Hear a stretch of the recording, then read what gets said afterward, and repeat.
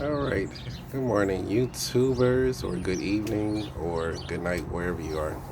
Um, I am Lost Art. Thank you for visiting my channel.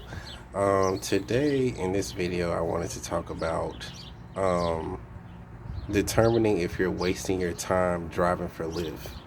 And, as I've stated, I've been a Lyft driver for, 5.5 years. Um, but throughout I guess my journey of doing it, a lot of times I felt like I could have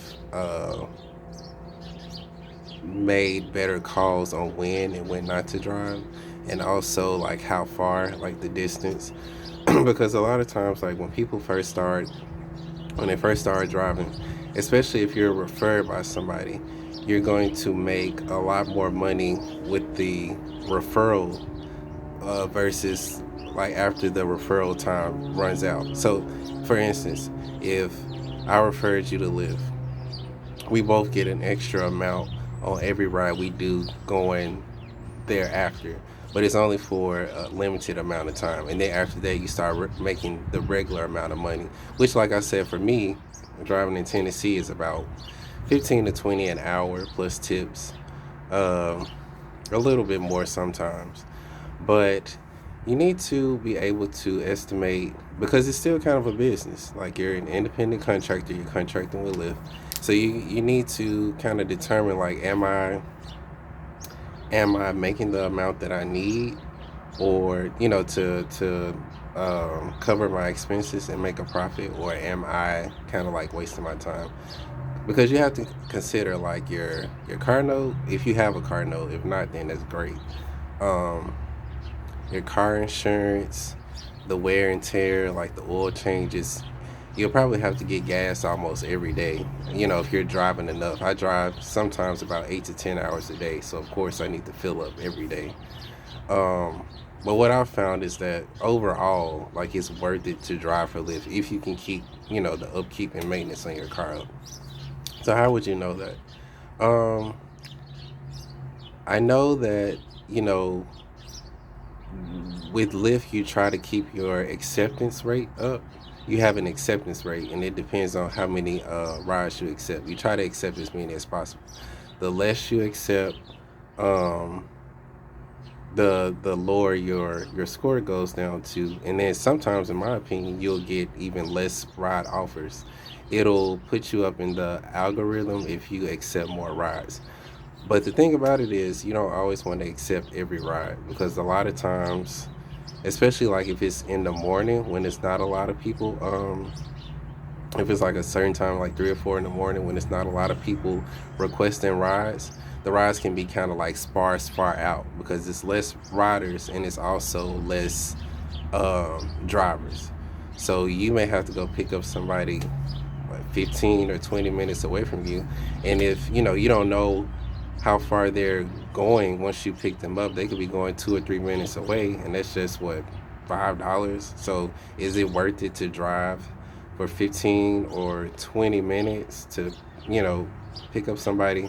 Now, I will say, if your acceptance rate is at 90% or more, Lyft will actually show you how far the person is going before you go to pick them up, if that makes sense. So you'll have, let's say you're going to pick up John or whoever.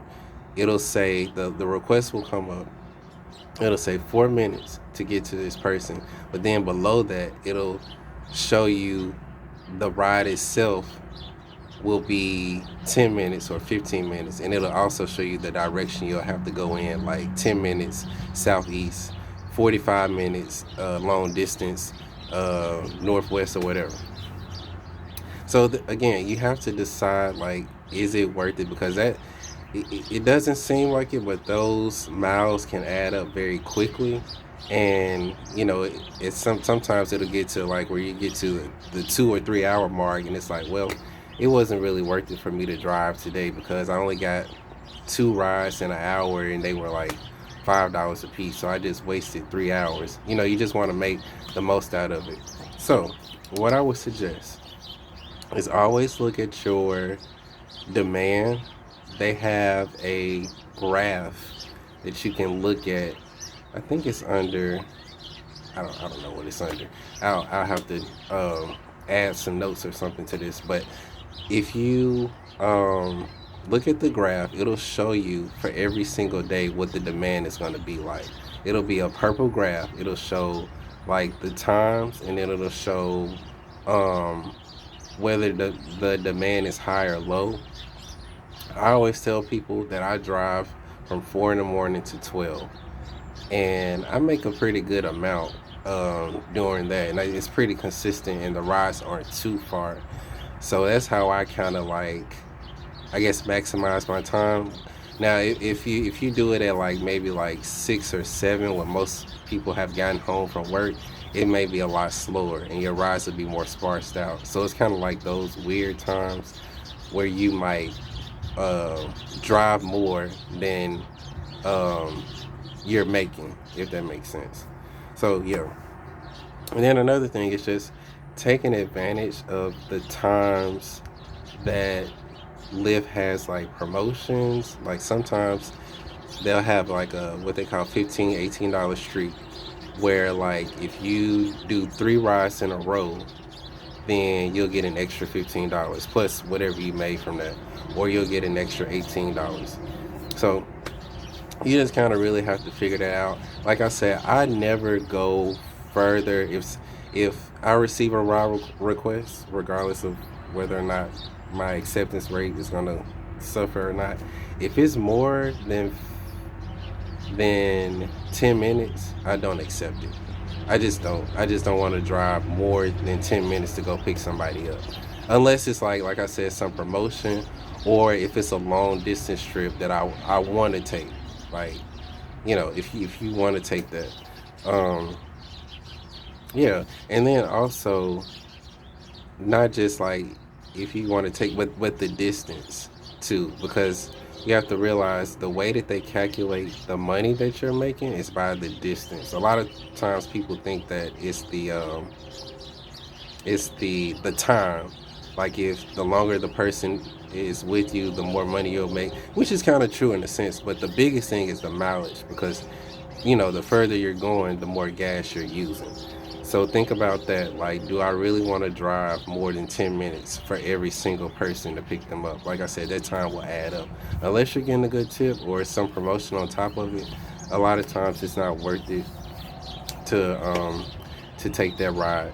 So yeah, that's just my spiel on that, because like I said, that all of that, the mileage and all of that you're using, it will add up. And you can go on your earnings page and you can see um what the mileage is for each ride. But a lot of times, who has time to do that? If you're doing 15 to 20 rides in a day, you know and then like if you have rides that have like more than one stop, if they want to stop somewhere or stop by the gas station or something, you have to like calculate that too, because your time is important too. Your time and your mileage are important.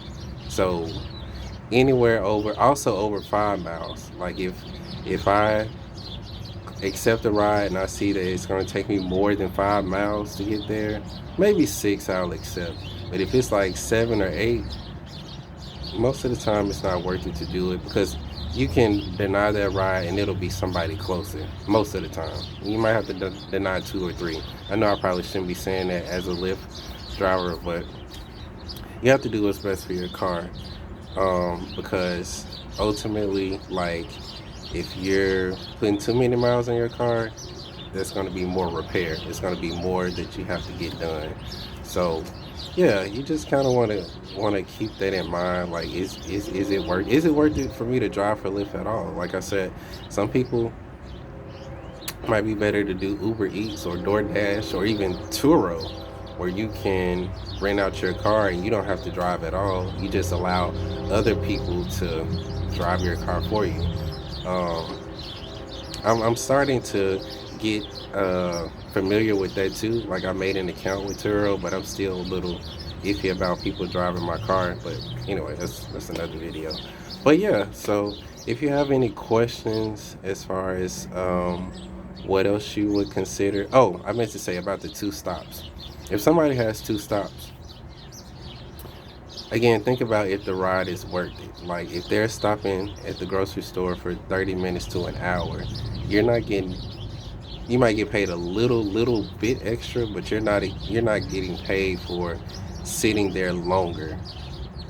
You're getting paid for if you like the mileage, but if you're not going anywhere and you're sitting in one spot, what money are you making? So I know it's kind of awkward, like denying rides, but again, like just think about like the longevity of your vehicle and like keeping that up to par, maintaining like paying for the insurance, the registration each year, car repairs, gas, car note. It's a lot. It's a lot. But if you drive enough, of course you can cover that. You just have to figure out how worth it'll be. So yeah. But anyway, if y'all have any questions or comments, you can comment below and I will answer any questions. Or if you just want to add something or give, your take on what it's like being a Lyft driver or passenger. But I will talk to y'all later. Have a good one.